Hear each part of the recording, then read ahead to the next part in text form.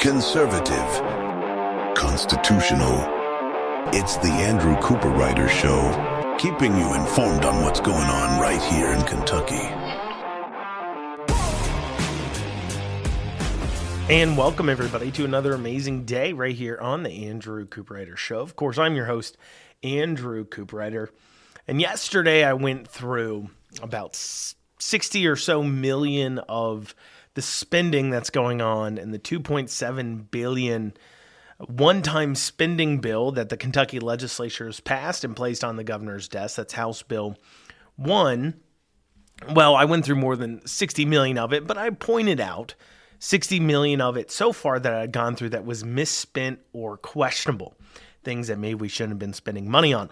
And I think pointing out these types of spendings and the way that they're deciding to spend our taxpayer dollars are super important as conservatives. Because we always say that government spends too much. We always say that, hey, we believe in a smaller government, a fiscally conservative government, a government that doesn't waste our dollars. But we're always challenged to say, where would we make the cuts? And I love nothing more than to giving the chance and opportunity for you, the listener, that when you hear about the massive amounts of spending going on at our state level, you can go ahead and say, look, I can tell you it's out of control, and I know exactly some places that we can point to very directly and say, that's a cut, we did need to spend money there. And of course, the millions make up billions, and as we look at that, we could actually see us reduce spending instead of increasing our spending year over year, because look, our state is passing a budget bill this year that's spending on average right around about 7 to 10 billion more a year on average compared to the prior 2-year budget. And we got to start putting our foot down here. We've got to start going to our representatives and saying enough is enough. We need to shrink government. We need to spend less. So today we'll be digging into more of those places where government is either spending money to fix problems that government's already created, like the property development rights issue Lexington is creating that I spoke about yesterday. And if you missed that show yesterday, head on over to theandrewshow.com. Once again, that's theandrewshow.com. Click on the listen page. You can see old episodes there. But before we dig into more of the House Bill 1, I would be remiss if I didn't mention a story that the Herald Leader had yesterday regarding Beshear's political PAC called In This Together. So for those of you who are unaware, Beshear set up a PAC as a way to throw around money, and that he's brought in from various donors over his time. Obviously, as governor, he won. Democrats look at it as a big win that he's able to hold on to the seat for the Democrats in such a red state. And so he put together this PAC to continue to grow his political influence across the country and to buy up favors. And how he's using it tell us a lot about what his plans are for the future. And I'm going to tell you right now that I believe Beshear's eyeing up that White House. He wants to be vice president or president. He doesn't have much of a political future in Kentucky. He kind of knows that. And as evidence that these moves are about what he can do in the future, and that he's looking to a national profile, he's looking for himself to earn some favors nationally, we need but look at who the PAC is backing. And almost every single one of the people running for office that Andy Beshear is backing is out-of-state races. He's not backing people running for office here in Kentucky. He's not backing Democrats in these House seats. I mean, if you remember, during the governor's election shortly thereafter, the Democrats in their victory lap were like, look at all these seats. There was 20 or so seats that are held by Republicans that Beshear actually won, and we need to put together attacking and winning those seats over for the people of Kentucky. Well, the Democrat Party of Kentucky, I hate to tell you this, but Beshear doesn't give two cares about you. He does not care at all about the future of the Democrat Party here in Kentucky, because if he did, he'd be spending that money on Democrat races in Kentucky trying to win House races. But he's not. He's spending it out of state on Senate races and Democrat races at the national level politics, and specifically races that are close races. You see, when you have somebody who's really safe in their seat, so these are pretty much, when you look at his donations and you look at the list of the most at-risk incumbents in the Democrat Party at the federal level, that is pretty much the list of who Beshear is giving money to. And he needs to support these vulnerable Democrats because those are the Democrats you can buy support from on the national level. Because if they're comfortable, if they have enough money, if they're not worried about winning re-election, well, then they're not looking at the person who's coming in and giving them money as their savior, as the person that kept them in office, and so they don't really care. But if it's tight, you can buy a lot more support. If you're eyeing up in 4 years that White House, you can buy a lot more support for it by coming into these tight races and saying, hey, remember that time I gave you money and helped you hold on to your seat? Well, now it's time you return the favor. But the PAC is supporting one person right now at the Kentucky state level, and that is Judge Goodwin, who's Goodwin? We'll say Goodwin. Judge Goodwin, who's currently Pamela Goodwin, who's currently an appeals judge that's running for the Kentucky Supreme Court race. And that points to, in your mind, just how important these judges' races are, the state Supreme Court races, as well as a few local judge races like Judge Philip Shepard in Frankfort, to the political class, to Beshear. Because a lot of times these judges are the ones who are hearing cases that involve Beshear, and it's the one place where the liberal agenda can get done. It's pretty well known that our state Supreme Court is pretty liberal when it comes down to it, due to their backbending interpretations of the state constitution. Specifically, we saw this in the school choice fight. I mean, you need but look at their ruling from 2022 that struck down the 2021 House Bill 563. What that bill was doing was creating these education opportunity accounts, basically where private donors could donate to nonprofits. Those nonprofits then could issue scholarships for kids to go to a private school of their choice. The kids had to be means tested first. So that way it was specifically to help those disadvantaged. The people donating to it none of their relatives could receive a scholarship from this fund, so it wasn't like a way to wash money. And in return for the donations, the people who donated it would get a pretty much basically dollar for dollar tax reduction in their overall taxes with the state. And this is something that has been done in many of other states that had similar constitutions to Kentucky's. It's a way to get around part of the school choice problem, part of the Constitution that says the state can only fund public schools. That's why we have a school choice amendment coming up. And so this was put forward to get around that. That's a common thing that was done in other states. But our state Supreme Court actually ruled that that was unconstitutional, that they struck that down. Even though other states' Supreme Courts have had no problem with those provisions in states with similar constitutions. And so that's just an example of how they legislate from the bench and how much Beshear relies on their legislation from the bench and Democrats in order to hold on to a little bit of power that they do still have here in Kentucky. But I'm telling you this much, it's obvious from Beshear's donations, he is pretty much selling Kentucky down the road. The only reason why he's donating on this race here is because this Supreme Court race is important while he's still governor here in Kentucky.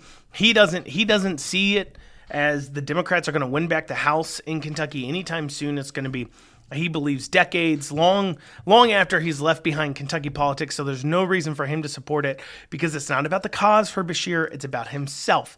And right now, himself, Andy Beshear's self, wants to end up in that White House. I'm telling you, that's what he's thinking. And so he's going to go around, he's going to buy up these favors. And Kentucky Democrats, you're fools for thinking he ever really cared about your races in the first place. It's not going to happen. I'm calling it now. Beshear is not going to majorly support any of these local races. He hasn't yet. Why would he in the future? Well, coming up after this, we'll be digging into more of that House Bill 1 one-time spending bill that we talked about. We'll have that after this short break. You're listening to the Andrew Cooperrider Show, your source for Kentucky politics. And welcome back, everybody, to the Andrew Cooperrider Show. So yesterday I went over some of House Bill 1's spending. I'll go into some more of the spending items today. House Bill 1 is a one-time $2.7 billion spending package coming out of that so-called rainy day fund that's funding a series of ideas, infrastructure projects, and programs around the state, and some of them, we agree with. I agree with. I talked yesterday about several $100 million going to support, water access, redoing infrastructure as far as utilities go in different cities and counties. Like, that's good stuff to do with your tax dollars. That's kind of when you think of when government should use your tax dollars. At the most, that's what you're thinking of. Now, I'm sure when you get into the more micro level of that spending, you can start to look at it and say, should we spend money on that? Is this, the right way? Inflated costs. There's still waste there. I'm not going to pretend there isn't. And there's still times where they decide to put in utilities and they shouldn't, put water down a road for one guy's house that has a private well, things like that I'm sure we could have discussions on. But on the, macro level, doing things like infrastructure projects and doing things like utilities projects do make some sense from a government standpoint. We can have an argument as conservatives over what role government should have there. The things I'm going to go over, though, are things that I believe government really shouldn't either be involved with, or I think at least at the state level they shouldn't be dumping money in like this, or I think it's just kind of a waste of funds. And to start us off, I want to talk about in this House Bill 1, they've got $4.3 million going to the Louisville Orchestra to support, according to the document, ongoing operations and programming. Now, I'm not an art hater, okay? Not at all. I enjoy going to art galleries occasionally as much as the next day. I don't really like much modern art, but I see value in, art in general, and I understand you want things to look nice, and I think there could be value there, the aesthetic side of things, on the music side of things, of course, people like listening to music, and I see value putting into some of those types of performing arts. You wonder, though, how many times could we offload that onto private industry, and I hear you there. But at the same time, I always get uncomfortable. So I say I don't hate art and I value art, but I get uncomfortable with the public subsidization, if that's a word, subsidization, that's right, of art or art performances because, of course, as they say, beauty is in the eye of the beholder.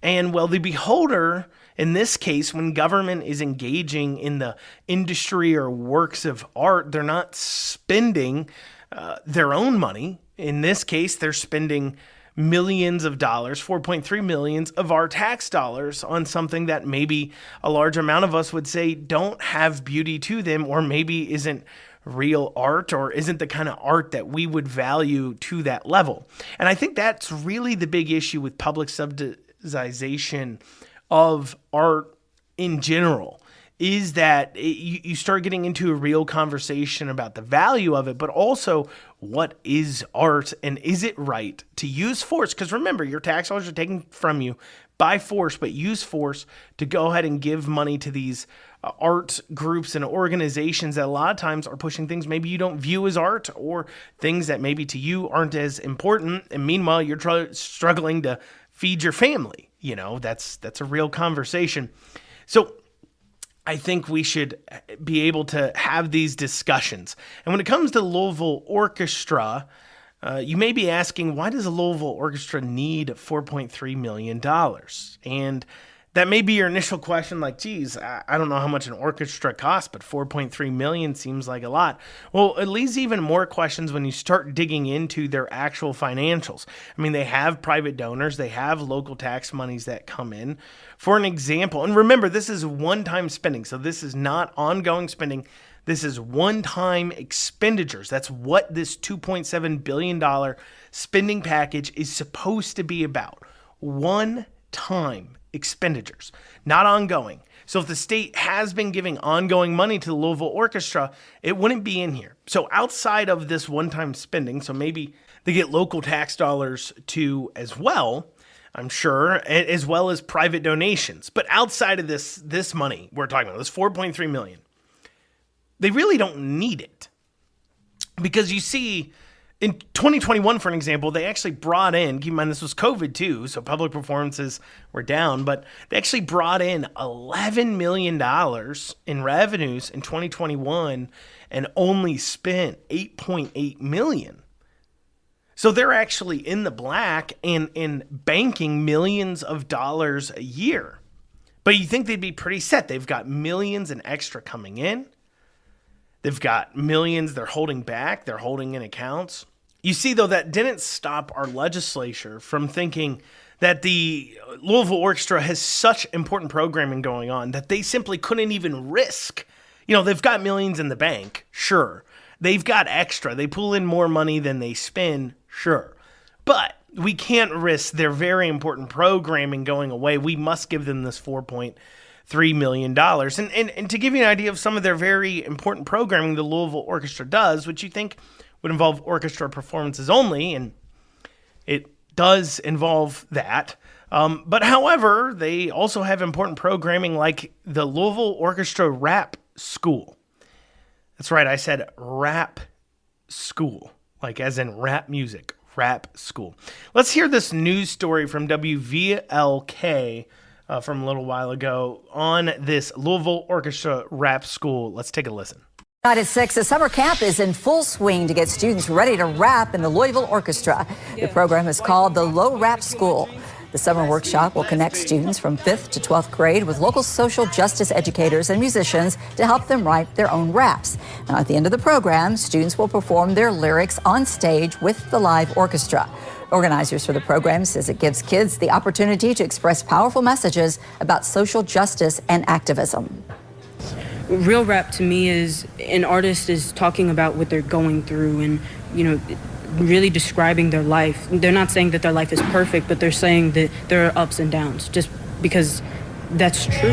The summer program will go until Friday of this week. If you're interested, it's not too late to sign up. You can find a link to register on our website, WLKY.com. Wow. A rap school that teaches kids to rap about social justice and connects them with social justice warriors from around the city, and then they get together and write raps about it? Are we limited to only giving them $4.3 million? Could we give them more money to fund this ultra super duper ultra important work that the Louisville Orchestra is doing? I just got to know, because obviously we all know, I know, you know, that all the great rappers like Biggie, Tupac, Eminem, they would be nothing. They would be nothing. You wouldn't even know their name if it wasn't for the local orchestra using tax dollars to teach them to rap about social justice. Very important programming, and I'm really glad that $4.3 million of our money is being given to them. I'm so glad that they decided to do that. Isn't that nice? Now, is this where you, honestly, is this where you want your money being spent? I would hope, if you're conservative listening to this, of course not.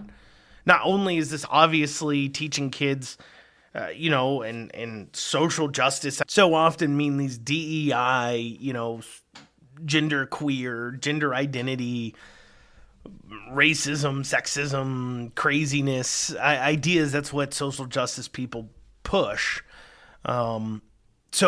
Obviously, not only is that kind of going against conservative viewpoints and you're funding it, but also it's teaching them to rap about it. And I think what we really have to point to here, and I think this is what's important to point out, is that I don't think legislators are probably aware of this. When you look at this spending, I can't imagine our legislators were sitting in a room, the ones who did this, and I'm sorry I don't, where they're like, how much does the Louisville Orchestra need? Well, they're in positive, they're rapping about social justice, let's give them $4.3 million. I don't think that's it at all. I think this just kind of slips in there. It just somehow does, because I know a lot of legislators listen to this. And some legislators even voted yes on the spending that are listening to this, or even was in the room when this was being discussed. And I'm sure, as I'm saying this now, is actually the first time they've ever even heard that the Louisville Orchestra was probably getting $4.3 million. A lot of them didn't even know that. For those who did know it, it's probably the first time they realized that the Louisville Orchestra was not losing money, is in the positive, has millions in the bank, is positive cash flow. And they certainly probably didn't know that it's running not just summer programming, but it's one of its big programming initiatives is to teach kids to rap about social justice. I'm sure that is not something that they would want to fund. Or at least they're not super strong about. But here's the thing. They just don't care to pay attention. It just slips in there, don't you know? See, government does so much. It spends billions. It's got all these lines. These things get shoved in there. And to me and you, it's a big deal. It's $4.3 million, but to them, it's only $4.3 million, a part of a $2.7 billion spending package. And so it just doesn't deserve attention because it's only a few million. But those millions add up. And it's this kind of stuff that's ridiculous. And then you come back and you say, we need to raise more tax revenues in order to give you essential services. Well, you spent millions on this kind of garbage, and it's becoming a problem. This is a problem. This constant spending, huge problem. Well, coming up after this, we'll be digging into a few more of these spending points. We'll have all that after this short break. You're listening to the Andrew Cooperrider Show, your source for Kentucky politics. And you're back with the Andrew Cooperrider Show. Before the break, we've been digging into House Bill 1 again. $2.7 billion of one-time spending. Going through just some of the spending items I want to draw your attention to, things to be aware of, things that your tax dollars are going to. That way you know exactly what to talk to your state legislators about, because this is at the state level. This is our state budget. These are people that you know, they're part of your community. Many of these House reps are elected by 3,000 people in the primary. You can make a difference here if you bother to talk to your legislators about these issues, ask them to make a difference. And then if they refuse, get out there, hit some doors, find somebody to run for office, support them, and take these people out. Now, one of these examples, though, of some interesting wasteful spending is this $7.5 million going to the General James Taylor Park, which is only about a 5-acre park along the river where the Ohio River meets kind of with the, the Licking River there. And so it's only about 5 acres right there at that intersection. And you say, Andrew, $7.5 million sounds like a lot for only 5 acres. They must be doing some major changes there, and they are doing some major changes. But it's about why they're doing it and what changes they're putting in place that make this, in my opinion, a waste of taxpayer funds and even a little bit corrupt. Because this is all about Cooperrider, a development that's going on right next to the park. And Cooperrider is building a building and a nice office building kind of facility right there next to the park. And the reason why Cooperrider got involved and is actually even putting some of the money behind the changes to James Taylor Park here is going to as far as to make sure that they donated. They didn't just give some money to the operation, but they're also giving money to some of the right people to, doing, political donations.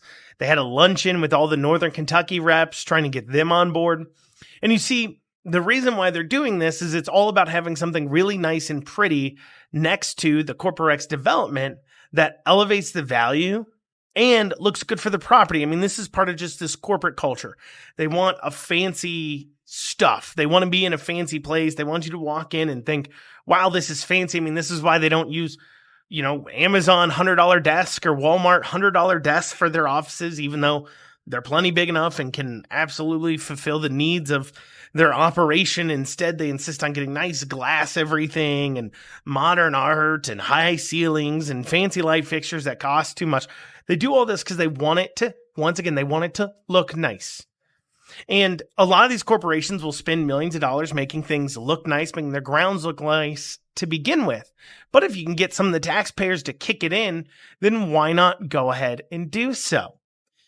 And this park, according to the plans and according to the comments around it, will look very nice, grand, and fancy. This is just, once again, that corporate culture there. In fact, as evidence of something that they're just trying to have look pretty and it'll be fancy more than useful, we have this Cooperrider chairman, Bill Butler, who coined the concept as Smale Kentucky, whatever that means, and said it would be first class. It'll be first class.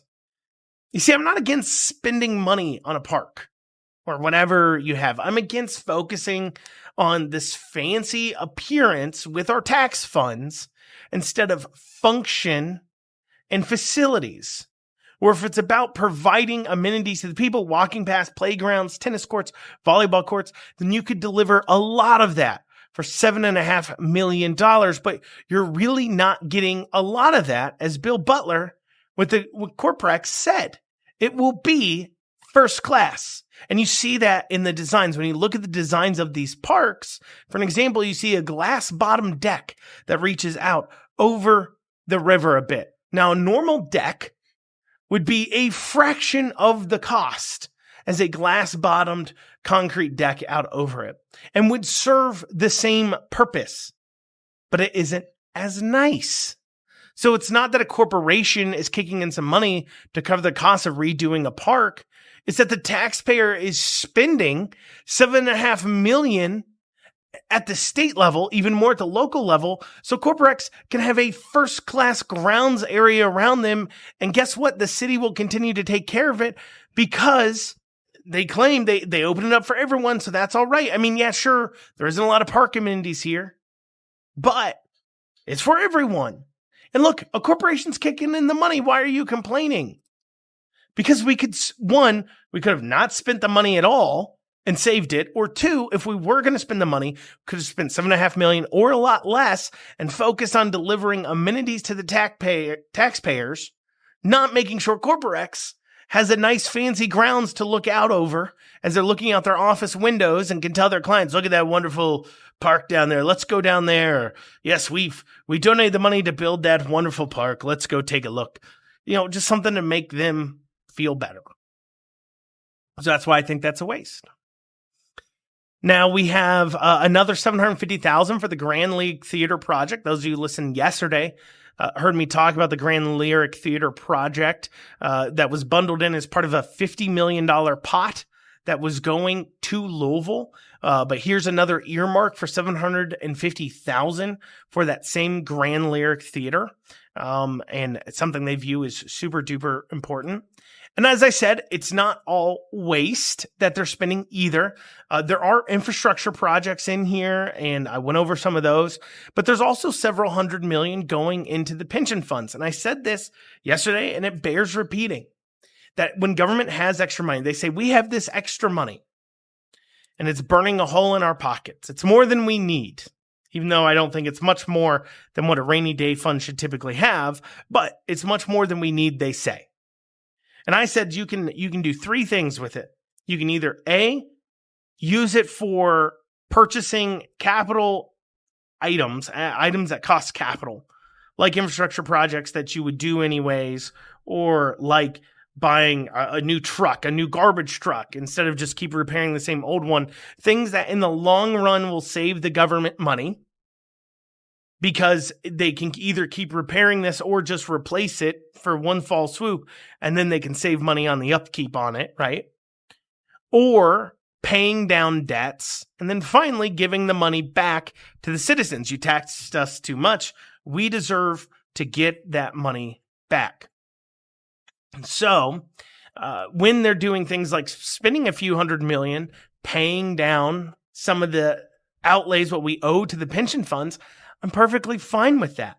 But what I'm not perfectly fine with is when they set aside something like $300 million for land and cash handouts to the corporations.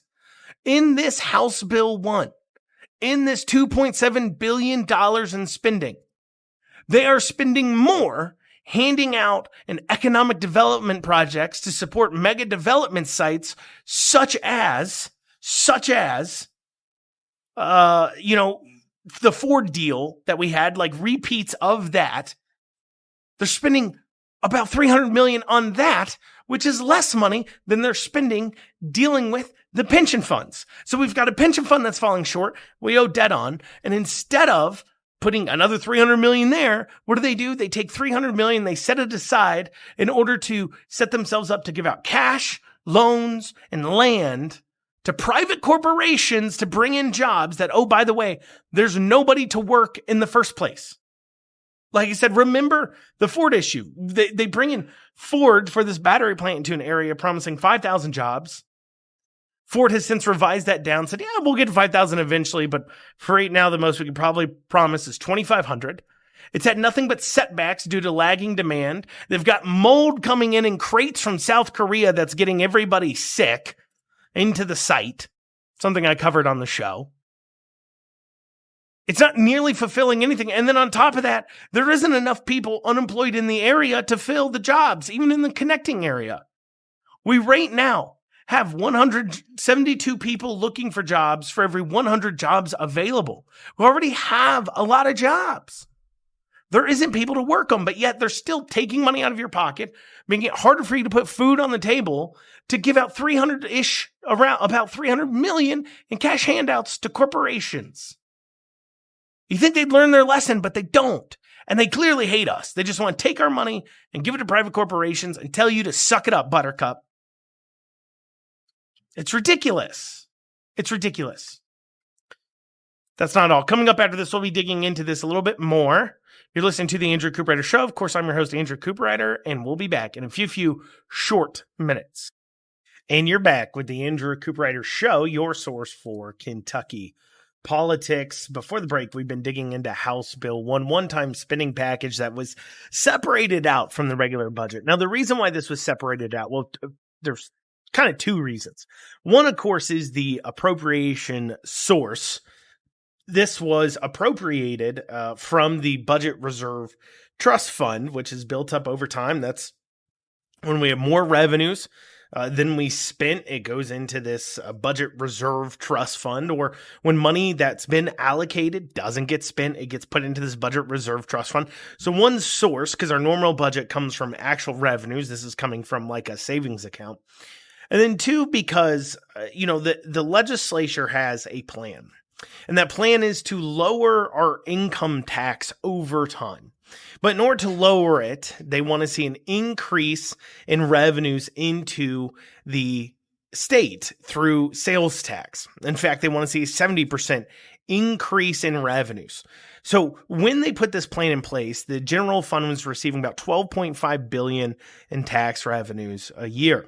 What they want to see is that general fund get up to $21.5 billion in tax revenues before they'll reduce us down to 0% income tax. But along the lines, they have a stair-step process. As long as we hit certain revenue goals, quote unquote, we, as in we, like we're goals like a business. But anyways, as long as we hit certain revenue goals, then they will stair step down the income tax in order to reflect that. Now we've hit it every single year, that revenue goal, but they had a problem last year. You see, they spent more money than they were supposed to, because also in the plan, you can't reduce it down if spending is that if you made the cut, the loss in revenue would not cover the prior year's spending.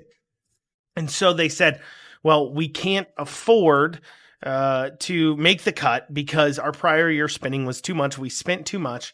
And so we hit the revenue goal, but we didn't hit the spending goal. That's their fault. And so they've decided to do this one-time spending and not count it as against that process.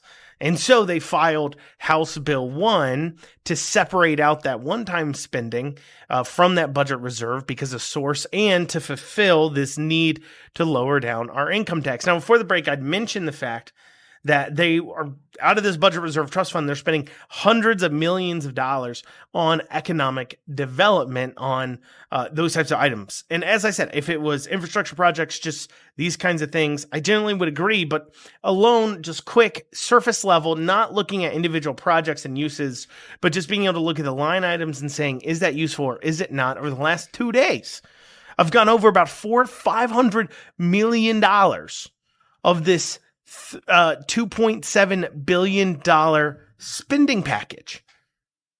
500 million of it. Just quick glance, 2 days, me looking at it to say, hey, I've got questions here. I don't think that's proper use of tax funds. And listening to this with the little bit of digging I've done over the last few days, you're sitting here saying, yeah, I actually agree with you, Andrew, that as a conservative, we shouldn't be supporting that, which makes you wonder, how did this ever get passed in the first place with this $500 million in here? How did it get passed? Is it because people don't care? That's part of it. Because I look through it. But also part of it is they roll this out giving the legislators very little time to vote on it, very little time to research it, so they don't know what they're voting for. And they do this to shove as much pork in there as possible. Let's hear the budget chairman. His name's Chris McDaniel. Let's hear his comments. We've found ourselves in a place where we are called upon to act in ways that we've really never seen before, at least in my tenure in the General Assembly, to invest in the future of the Commonwealth, to invest in the future of our communities, and for all of our people. And you see, there's the problem word. He said it, invest. It gives us an opportunity to invest in our futures. You're the government. You don't make investments. Okay, you don't get payoffs. All right? Because investments mean risk. And these aren't your dollars to risk. And please explain to me, Senator McDaniel, Representative McDaniel, how it is an investment into our future to give $4.3 million to the Louisville Orchestra so they can run a hip-hop rap camp to teach kids how to rap about social justice issues. How is that an investment into our future? Please explain to me how it's an investment into our future, or that Cooperrider development gets a fancy park next to them that has no usage to the people, but they feel fancy about it. Tell me how that's useful. Tell me how it's useful for the Grand Lyric Theater to get millions of dollars when it's already over budget in Louisville, over budget beyond what their first plans were. Please tell me how that's a good use of money. And they say here, and they'll tell you, well, the economic development, that's a good investment. I mentioned this before the break, but look at that Ford deal. You know, they secretly voted on that in 2022. The legislators didn't know what they were voting on, or 2021. Legislators didn't know what they were voting on. They ended up giving a $350 million cash forgivable loan to Ford, and then another $60 million in free land and training incentive packages and so on and so forth out of the economic development cabinet. And so far, all we've gotten is disappointment, farther out completion deadlines, less jobs, issues on the building site with mold, problems with demand, subsidized issues going forward, huge subsidized issues, because if the Democrats stop subsidizing electric vehicles, if Republican wins, if Trump wins, and then they start subsidizing electric vehicles, which they should have never done in the first place, the demand's going to drop even more, mind you.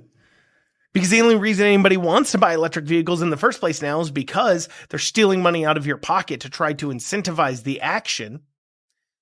So despite that, and taking a second saying, look, we're spending a lot of money on this, they say, hey, you know what? We're going to hand out another $300 million on top of the money we already got in cash and land and grab outs and everything else. They've put in, and nobody asked them for the numbers on this. I mean, I would say that they've probably put in over the last 2-3 years, right around about $1 billion in handouts to corporations and to do this supposed economic development for the state. And nobody asked them to show the numbers. What's our return there? If it's an investment, what's our return? How much more revenue for that $1 billion is the state making that they wouldn't have made otherwise? Please tell us. Explain it to us slowly, because it doesn't make sense. On top of that, it doesn't help to bring in more employers if you're not doing workforce development. If not just workforce development, but getting people to work, workforce participation. But when it came to bills dealing with workforce participation, like a work requirement for food stamps, if you have no dependents and are able-bodied, a school volunteer or work requirement, when it came to that bill, it couldn't pass the legislature. But give hundreds of millions to another company to come in and build something, yeah, that can pass the legislature just fine, despite the fact they really just can't find employees for it at all. It's that thought process that, hey, this is about an investment, right? It's about an investment. It's real easy to invest other people's dollars. It's real simple. And you know, those of you who listen to the show know I a while ago, when the first budget came out, I took a look at the more spending we were doing. We were doing in that budget in that first year, we're spending $20 billion more dollars than we ever have before. 20 billion more in that first year. And I asked legislators where that money came from, and nobody could answer me. And I even got in contact with LRC's budget staff, asked them that question. They couldn't exactly tell me, because obviously if we've got 20 billion more sitting out there, we need to have a conversation about why do we have so much money sitting out there? How can we return that to the taxpayer? Is somebody charging too much? Like, where is this money coming from? 20 billion more, and it wasn't coming from the federal government. So I want to find out where it's from. I still don't have an answer to that. I still don't. And you know what's funny is, as I'm looking through this and I ask the question, what has been our return on revenues for that $1 billion? I won't get an answer to that either. And you never hear him talking about that. Beshear comes in and says, oh, this corporation's investing hundreds of millions of dollars. We only gave them hundreds of millions to get them to, but they're investing billions. We gave them hundreds of millions. But you know what nobody ever seems to run in their campaign ads? The return on the investment. You never see a legislator, you never see a governor, you never see a politician say, with this program, we brought in this amount more revenue to the state, giving us a return on investment of 12% a year or 15% a year. We invested $300 million and we're getting back $50 million a year. This will more than pay for itself in 10 years. You never see him run an ad like that. You know why? Because it doesn't exist. It doesn't happen. Well, y'all, that's what I got time for today on the Andrew Cooperrider Show. We'll see you back here tomorrow. Have a great rest of your day.